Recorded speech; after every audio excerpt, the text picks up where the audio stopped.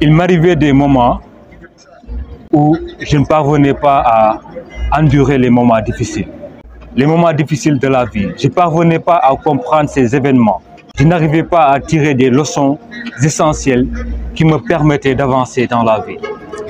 Mais aujourd'hui, je ne suis plus cette personne. Aujourd'hui, j'endure les moments difficiles et j'en tire des leçons essentielles pour avancer dans ma vie personnelle, mais aussi dans ma vie professionnelle.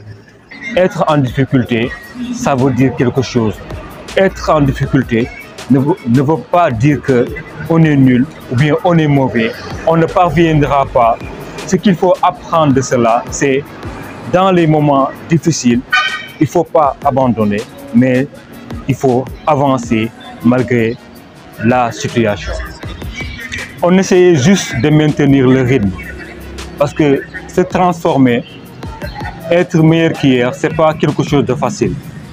Je me rappelle quand j'ai débuté à prendre la parole en public, je vous avais dit ça lors de mes précédentes vidéos, que j'avais une vision du futur de moi qui m'obligeait à être plus, à devenir quelqu'un d'autre.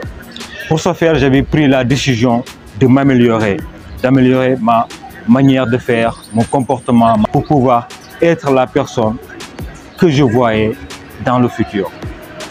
Et c'est par la suite que j'ai commencé à me former, à aller dans des cabinets de coaching.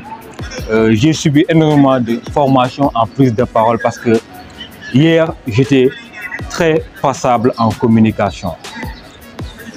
À un moment donné, c'était pas facile. C'était pas facile d'être à l'aise aujourd'hui en communication comme je le suis. Je suis passé par de nombreuses étapes. Voilà, j'ai fait énormément de formations. Je suis passé dans beaucoup de cabinets. Tout au long de mon parcours, malgré les formations que j'ai subies en communication, malgré la connaissance que j'avais, rien de tout cela vraiment ne suffisait pas. Connaître des méthodes pour communiquer ne suffisait pas. Avoir de la connaissance pour changer sa vie aussi ne suffisait pas. Il fallait passer à l'action.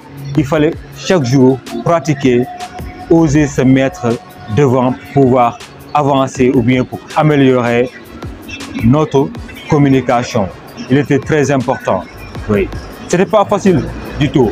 Parce que quand j'ai commencé surtout à faire la formation au niveau d'une entreprise privée, au début de mon initiation, ce n'était pas facile. Donc devant des gens, des fois je paniquais, des fois j'oubliais même ce que je devais dire. Et les gens qui étaient devant moi, vraiment qui me suivaient, certains se moquaient de moi, rigolaient, mais tout cela ne m'arrêtait pas. C'est parce que j'avais un objectif en tête. Je voulais avancer dans cette mission, dans cette route que j'ai empruntée. Ce n'était pas facile. Parce que le fait de se faire critiquer ou bien de se faire mettre des bâtons dans les roues, tout le monde ne peut pas gérer cela. Et moi, j'avais compris que si je voulais réellement avancer, il fallait que j'acceptais ces critiques. Parce que dans la critique, il y a la critique qui est positive, où on apprend des leçons pour avancer, mais aussi il y a la critique qui est négative, qui peut nous freiner, qui peut ne pas nous permettre d'avancer. Et moi, j'avais vraiment compris cela, vraiment. Donc, j'avais une citation que je prononçais à chaque fois que les gens me critiquaient ou à chaque fois que je n'arrivais pas à avancer. Parce que j'ai compris que pour avancer dans ce monde, il fallait fermer les yeux, boucher les oreilles et avancer dans ce que l'on veut faire ou bien ce que l'on veut réussir. Et la citation qui m'inspirait était une citation vraiment que j'ai appris d'une personne inspirante aussi, qui évoluait dans mon milieu du coaching. Et la citation est la suivante. Je ne suis pas ce que je pense que je suis. Je ne suis pas ce que vous pensez que je suis. Mais je suis ce que je pense que vous pensez que je suis. Nous ne cesserons jamais d'apprendre dans la vie. Parce que la vie nous enseigne énormément de leçons que nous devrions prendre en compte. Chaque jour, la vie nous apprendre de nouvelles choses. Aujourd'hui, on est dans un monde qui n'est pas facile à réussir. C'est pas facile de poser des actes. Et raison pour laquelle il ne faut pas abandonner. Quelle que soit la situation, on devrait être là. Si vous lancez votre business, tout début est difficile. Ça ne sera pas facile de poser des actes. Si vous voulez évoluer personnellement dans une activité qui vous passionne, sachez que le voyage sera long. Personne ne sera là pour vous à part vous-même. Raison pour laquelle, si je suis arrivé à ce stade, c'est parce que je croyais en ce que je faisais.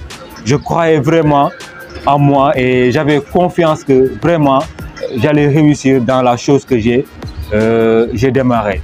Certes, je ne suis pas encore arrivé au sommet de la montagne, mais je suis toujours en route. J'essaie toujours de poser des actes.